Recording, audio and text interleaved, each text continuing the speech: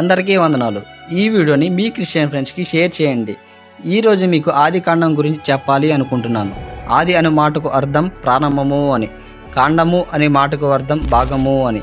ఆది కాండము ప్రారంభ భాగము అని అర్థం. ఈ ఆది కాండాన్ని 2 భాగాలుగా చేశారు.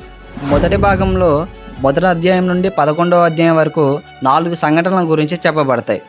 మొదటి సంఘటన సృష్టి ప్రారంభము, రెండో సంఘటన మానవుని పతనము, మూడో సంఘటన జలప్రలయము, 4వ సంఘటన భాషల తారుమారు. ఈ 4 సంఘటనల గురించి మొదటి అధ్యాయం నుండి 11వ అధ్యాయం వరకు చెప్పబడతాయి. రెండవ భాగంలో 12వ అధ్యాయం నుండి 50వ అధ్యాయం వరకు 4 వ్యక్తుల గురించి చెప్పబడతాయి. ఎవరా వ్యక్తులు అంటే అబ్రహాము, ఇస్సాకు, యాకోబు, యోసేపుల జీవిత చరిత్ర 12వ అధ్యాయం నుండి 50వ అధ్యాయం వరకు చెప్పబడతాయి.